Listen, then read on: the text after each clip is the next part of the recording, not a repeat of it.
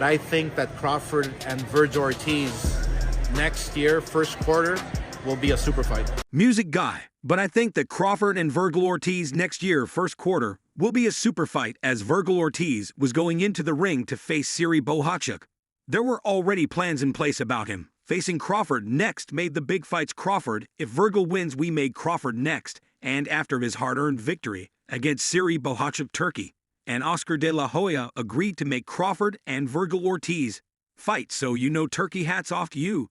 You know you're doing a great job. Keep on doing what you're doing. Vergil Ortiz has been securing clean wins from the start of his career. It is actually only this time that we saw his opponent going for all the rounds and Ortiz coming out of the win with a pretty messed up face.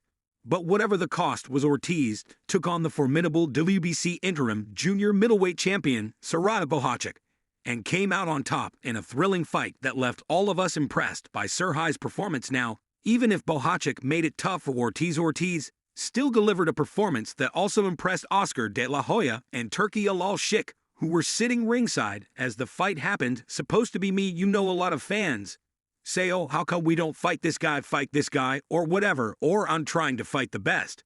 But I mean, you see that it's not up to it, it's not under my control. Like, if it was under my control, I would have fought the world champions already at 140. I would have fought at 147. Did you like no Girlford? We have a thought about it. But our team we can support to have rematch like this. It is this performance that drove these two to agree on the fight against Crawford. But this was not a new idea for De La Hoya. Promoter Oscar De La Hoya has been eyeing this matchup for a while. He had before said that if Ortiz was successful in his next two fights, at unification bout with Crawford would be on the horizon. Now, with Ortiz's victory over Bohachuk, one part of the puzzle is complete. Next up for Ortiz is a showdown with Tim Tissue later this year, another fight that promises fireworks. You want to fight Terence Crawford right now? I would love to fight him, man. I think. He's like probably the #1 pound-for-pound fighter right now. You think he's out of his peak? Tis you who is expected to face ABF champion Bakram Moraz. Alev for his belt could be another stepping stone for Ortiz if he emerges victorious.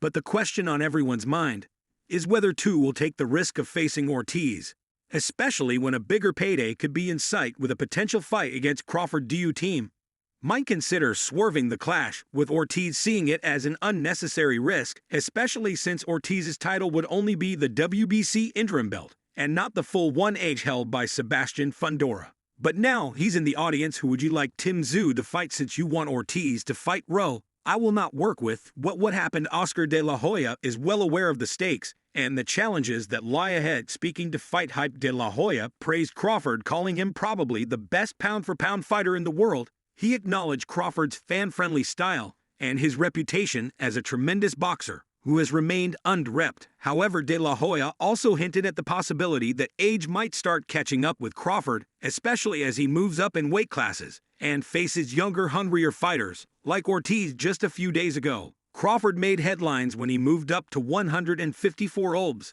and death-round WBA champion Israel Madrimov in a hard-fought 12-round unanimous decision. Good shot there, right upper by Karaz. Left hand again for Karaz, and Ortiz is with you. It takes a moment to kind of wrap your brain around that and make Cabasas comes forward, but Crawford was hurt. The fight, which headlined a Riot season event at the __ Stadium in Los Angeles, was a show of Crawford's skill and determination.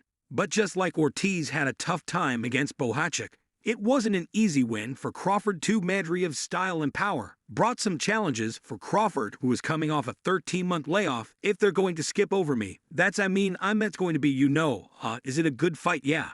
But I'm supposed to be the one fighting ma. When I heard that news, I was like, what, like that's supposed to be me? De La Hoya commented on Crawford's performance, noting that he went up a weight class 154, and he met up with a guy who was really tough. He acknowledged that Crawford didn't look as dominant as he had in previous fights against smaller opponents.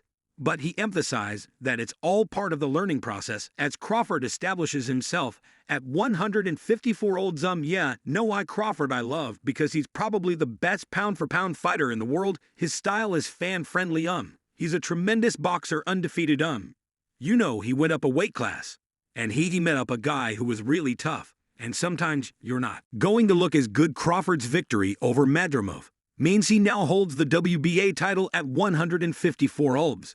But the road to becoming the undisputed champion in the junior middleweight division is still long. With 3 more belts to capture, Crawford's next steps will be crucial. And if one of those steps involves facing Vergil Ortiz, it's going to be a tough challenge, especially as Crawford inches closer to his 38th birthday. De La Hoya was confident about the difficulties that lie ahead for Crawford, as you did in your previous fights, fighting smaller guys, and it's okay, it's a learning process. He probably fought the toughest guy. De La Hoya said about matter of not the most dangerous guy, but the toughest guy. Looking ahead, De La Hoya and Turki sees a super fight between Crawford and Ortiz in the first quarter of next year.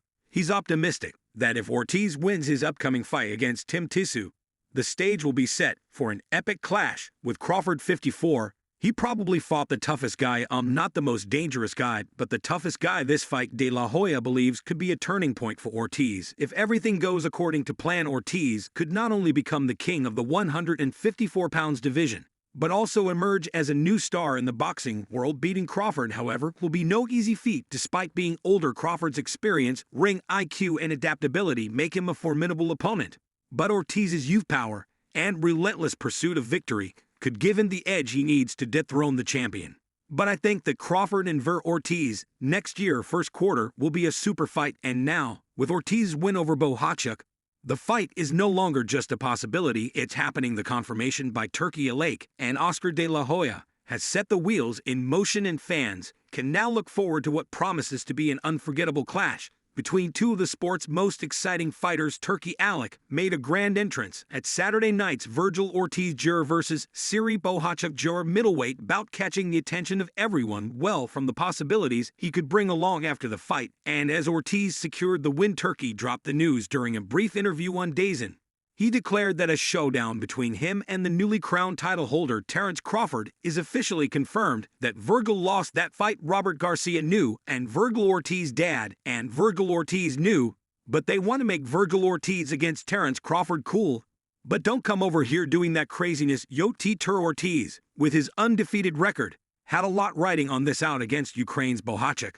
The WBC interim junior middleweight belt was on the line. But now, with Turki's announcement, the stakes were even higher. A win would not just mean a belt for Ortiz. It would mean a guaranteed shot at Crawford, one of boxing's most revered champions.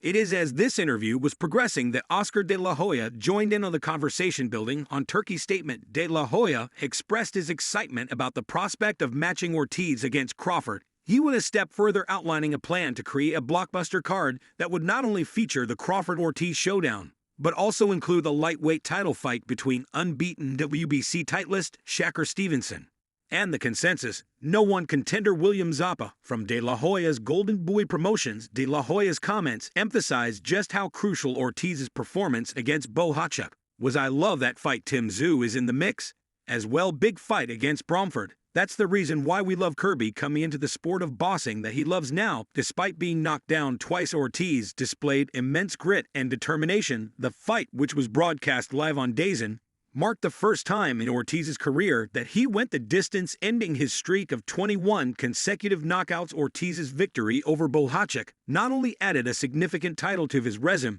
but also opened up a wealth of opportunities for the 26-year-old sensation. As the new WBC interim super welterweight world champion, Ortiz is now in a position to choose his next opponent from a list of highly talented fighters. These potential matchups have boxing fans buzzing with anticipation. It's kind of it feels up.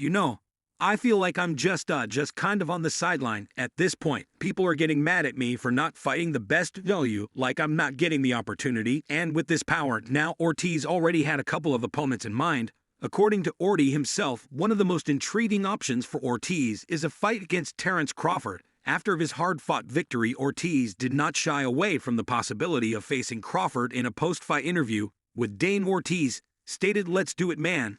I'm ready for a challenge. I think Bud is probably pound for pound #1.